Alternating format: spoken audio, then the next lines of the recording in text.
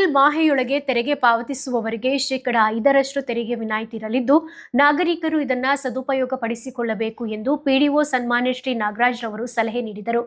ರಾಜಾನುಕುಂಟೆ ಗ್ರಾಮ ಪಂಚಾಯಿತಿ ವತಿಯಿಂದ ಮಂಗಳವಾರ ಆಯೋಜಿಸಿದ್ದ 2026-27ನೇ ಸಾಲಿನ ಮೊದಲ ಸುತ್ತಿನ ಗ್ರಾಮ ಸಭೆಯನ್ನು ಉದ್ದೇಶಿಸಿ ಮಾತನಾಡಿದ ಅವರು, ರಾಜಾನುಕುಂಟೆ ಗ್ರಾಮ ಪಂಚಾಯಿತಿಯ ಹಲವು ವಿನೂತನ ಅಭಿವೃದ್ಧಿ ಕಾರ್ಯಗಳು, ಯೋಜನೆಗಳ ಮೂಲಕ ರಾಜ್ಯದ ಗಮನ ಸೆಳೆದಿರೋ ಗ್ರಾಮ ಪಂಚಾಯಿತಿಯಾಗಿದ್ದು, ಪಂಚಾಯಿತಿಯ ಈ ಸಾಧನೆಗೆ ಗ್ರಾಮ ಪಂಚಾಯಿತಿ ಸದಸ್ಯರು ಹಾಗೂ ನಾಗರಿಕರ ಸಹಕಾರ ಕಾರಣವಾಗಿದೆ.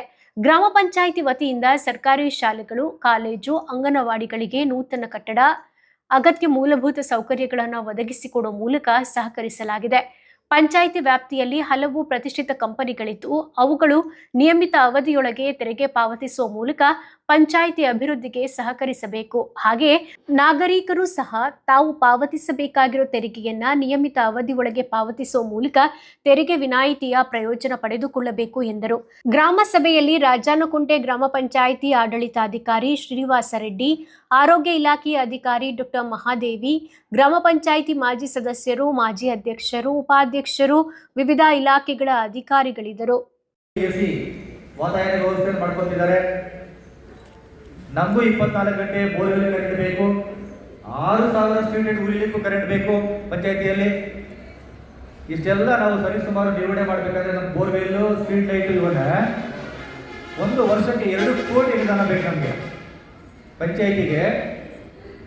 ಜನಗಳು ಏನು ಮಾಡ್ತಿದ್ದಾರೆ, ಸ್ಟ್ರೀಟ್ ಲೈಟ್ ಆಫ್ ಮಾಡೋದಿಲ್ಲ, ವಾಟರ್ ಮೆಂಬರ್ ಆಫ್ ಮಾಡ್ತಾರೆ, ಇಲ್ಲ ಮೆಂಬರ್ ಜವಾಬ್ದಾರಿ, ಸಾರ್ವಜನಿಕ ಜವಾಬ್ದಾರಿ ನಮ್ದು ಏನೂ ಇಲ್ಲ ಅಂತ ಭಾವಿಸಿ ಕೊಳಾಯಿಗಳನ್ನ ಆನ್ ಮಾಡಿರ್ತಾರೆ.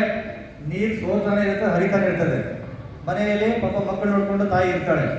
ಯಾರು ಆ ಬೀದಿಯಲ್ಲಿ ಹೋಗೋ ಜನ ಜವಾಬ್ದಾರಿ ತಗೊಂಡು ನೀರನ್ನು ಆಫ್ ಮಾಡೋ ಅಂತ ವ್ಯವಸ್ಥೆ ಇಲ್ಲ. ಸೊ ಯಾಕೆ ಕೇಳ್ತಾ ಏನಂದ್ರೆ, ಇದು ನಮ್ಮ ಸಂಪನ್ಮೂಲ. ನಾಳೆ ಇಲ್ಲಿ ನೀರು ಖಾಲಿ ಆಯಿತು ಅಂದರೆ ಮನೆ ಖಾಲಿ ಆಗ್ತವೆ, ಜನಸಂಖ್ಯೆ ಯಾರು ಉಳಿಯೋದಿಲ್ಲ, ಬೇರೆ ಕಡೆಗೆ ವಲಸೆ ಹೋಗ್ಬಿಡ್ತಾರೆ. ಗೊತ್ತಿದೆ ನಿಮಗೆ? ಆವಾಗ ಏನು ಮಾಡ್ತೀರಾ? ಕಟ್ಟಿರೋ ಮನೆಗಳು ಏನು ಮಾಡ್ತೀರಿ, ಹಾಕಿರೋ ಬಂಡವಾಳ ಏನು ಮಾಡ್ತೀರಾ, ನಿಮ್ಮ ಆದಾಯ ಏನು ಮಾಡ್ತೀರಿ, ಪಂಚಾಯತಿ ರನ್ ಮಾಡೋದು ಹೇಗೆ, ಆಸ್ತಿ ತೆರಿಗೆ ಬರೋದು ಹೇಗೆ, ನಿಮಗೆ ಮೂಲಭೂತ ಸೌಕರ್ಯ ಕೊಡೋದು ಹೇಗೆ? ನಾನು ಈ ವರದಿ ಮೂಲಕ ನಿಮ್ಮಲ್ಲಿ ಕೇಳ್ಕೊಳ್ಳೋದು ಇಷ್ಟೇ, ರೆಸ್ಪಾನ್ಸಿಬಿಲಿಟಿ ಭಾರಿ ಮುಖ್ಯ. ಇದು ನಮ್ಮ ಪಂಚಾಯತಿ, ನಮ್ಮ ಆಸ್ತಿ ಅಂತ ರಕ್ಷಣೆ ಮಾಡೋದು ಜವಾಬ್ದಾರಿ ನಿಮ್ಮೆಲ್ಲ ಹೇಳ್ತಾ ಇದ್ದೀನಿ ನಾನು. ಸೊ ಈಗ ನಿಮಗೆ ವಿದ್ಯುತ್ ಸಮಸ್ಯೆ ಎಷ್ಟಿದೆ ಅಂತ ಗೊತ್ತಾಗಿದೆ. ಈ ನಿಟ್ಟಿನಲ್ಲಿ ನಾವು ಏನು ಮಾಡಿದ್ದೀವಿ, ಈಗ ಸೋಲಾರ್ ಪ್ಯಾನಲ್ಗಳನ್ನು ಸಹ ಅಳವಡಿಸೋಕೆ ವ್ಯವಸ್ಥೆ ಮಾಡಿದ್ವಿ. ಸೋಲಾರ್ ಪ್ಯಾನಲ್ ನಿರ್ವಹಣೆ ಅಷ್ಟು ಸುಲಭ ಅಲ್ಲ. ಆ ಬ್ಯಾಟ್ರಿ ರಿಪ್ಲೇಸ್ಮೆಂಟ್ ಇದೆ, ಗೊತ್ತಿದೆ ನಿಮಗೆ. ಒಂದು ಲೈಟ್ ಅಳವಡಿಸಬೇಕಂದ್ರೆ ಸರಿ ಸುಮಾರು 15-20 ಸಾವಿರ ಖರ್ಚು ಬರುತ್ತೆ. ಒಂದು ಸೋಲಾರ್ ಸ್ಟ್ರೀಟ್ ಲೈಟ್ ಹಾಕ್ಬೇಕಂದ್ರೆ 45 ವ್ಯಾಟ್ದು 15-20 ಸಾವಿರ ಖರ್ಚು ಬರುತ್ತೆ. ಆ ಬ್ಯಾಟ್ರಿ ರೀಪ್ಲೇಸ್ ಮಾಡಬೇಕಂದ್ರೆ ನಮಗೆ 10,000 ಖರ್ಚು ಬರುತ್ತೆ. ಇವೆಲ್ಲ ಅರ್ಥ ಮಾಡ್ಕೋಬೇಕು ಜನ. ಹಾಗಾಗಿ ಅವನ್ನ ಹಿತವಾಗಿ ಬಳಸಬೇಕು. ಏನೋ ಪಂಚಾಯತಿ ಲೈಟ್ ಉಳಿತಿದೆಯಲ್ಲ ಅಂದ್ಬಿಟ್ಟು ಮನೆಯಲ್ಲಿರೋ ಲೈಟು ಹಾಕೋದಿಲ್ಲ ಜನ, ನಮ್ಮ ಮನೆ ಮುಂದೆ ಇರೋದನ್ನ ಅದನ್ನು ಆಫ್ ಮಾಡಿರ್ತಾರೆ, ಸ್ಟ್ರೀಟ್ ಲೈಟನ್ನು ಉಳಿಲಿ ಬಿಡಿ ಅಂತ. ಅದು ಇಂಡೈರೆಕ್ಟ್ ಆಗಿ ನಿಮ್ಮ ಮೇಲೇನೆ ಭಾರ ಆಗುತ್ತೆ ತೆರಿಗೆ ಹೊರೆ. ಹಾಗಾಗಿ ಯಾವುದೇ ಲೈಟು ಎಷ್ಟು ಉಳಿಬೇಕೋ ಆ ಟೈಮನ್ನು ಹೊರತಾಗಿದ್ದರೆ ತಾವೆಲ್ಲ ಹೇಳಿ ನಮ್ಮ ವಾಟರ್ ಮ್ಯಾನ್ ಗಮನಕ್ಕೆ ತಂದನು. ಈಗ ಪಾಪ ನಮ್ಮ ಸದಸ್ಯರೆಲ್ಲ ಪಾಪ ನಿಕಟಪೂರ್ವವಾಗಿದ್ದಾರೆ. ಅವರು ಲಾಸ್ಟ್ ಗ್ರಾಮ ಸಭೆಗೆಲ್ಲ ಮೆಂಬರ್ ಆಗಿದ್ರು. ಅವರು ಸಹ ಕಾಳಜಿ ವಹಿಸಿ ಕೆಲಸ ಮಾಡಿದ್ದಾರೆ. ತಾವು ಸಾರ್ವಜನಿಕರು, ಕೆಲವು ಸಂಘಟನೆಯವರು ಸಹ ಕೈ ಜೋಡಿಸಿ ಕೆಲಸ ಮಾಡಿದ್ರಿ ಅಂತ ಹೇಳೋಕ್ಕಾಗೋದಿಲ್ಲ.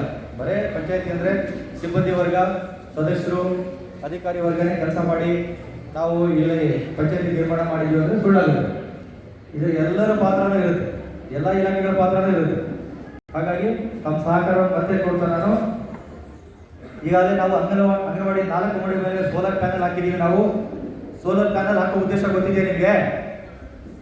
ಈಗೇನು ನಮ್ಮದು ಪಾರಂಪರಿಕವಾಗಿ ನಾವು ಬಳಸ್ತಾ ಇದೀವಲ್ಲ, ಜಲ ವಿದ್ಯುತ್ತು, ಕಲ್ಲಿದ್ದಲನ್ನು ಉರಿಸಿ ಶಾಖೋತ್ಪನ್ನ ವಿದ್ಯುತ್ ಜಾಸ್ತಿ ನಾವು ಉತ್ಪಾದನೆ ಮಾಡ್ತಾ ಇರೋದು.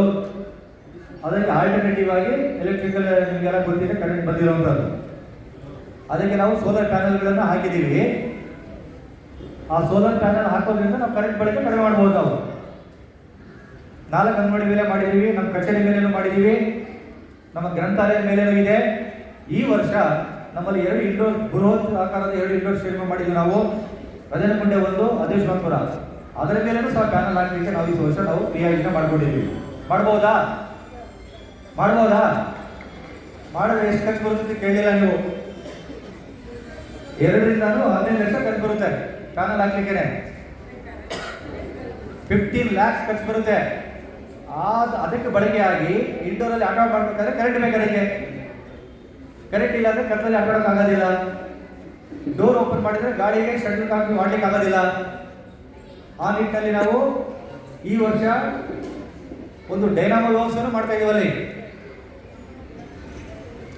ಅರ್ಥ ಮಾಡ್ಕೋಬೇಕು ನೀವು. ಉಳಿದಿರೋ ಕರೆಂಟನ್ನು ಆ ಭಾಗದಲ್ಲಿ ಸರಿಸುಮಾರು ಒಂದು 600 ಸ್ಟ್ರೀಟ್ ಲೈಟ್ ಕೊಡ್ಲಿಕ್ಕೆ ಪ್ಲಾನ್ ಮಾಡಿದ್ದೀವಿ. ಏನು ನಮ್ಮ ಇಂಡೋರ್ ಸ್ಟೇಡಿಯಂಗೂ ಆಗುತ್ತೆ, ಅಲ್ಲಿನೂ ಬಳಕೆ ಮಾಡ್ಕೋತೀವಿ ನಾವು. ಪಕ್ಕದಲ್ಲಿ ಶಾಲೆ ಇದೆ, ಶಾಲೆಗೂ ಬಳಕೆ ಮಾಡ್ಕೋಬೋದು. ಆ ಯೋಜನೆ ಸಕ್ಸಸ್ ಆಯಿತು ಅಂದರೆ ಈ ವರ್ಷ ನಮಗೆ ಅನುದಾನ ಬೇಕಾಗುತ್ತೆ ಅದಕ್ಕೆ.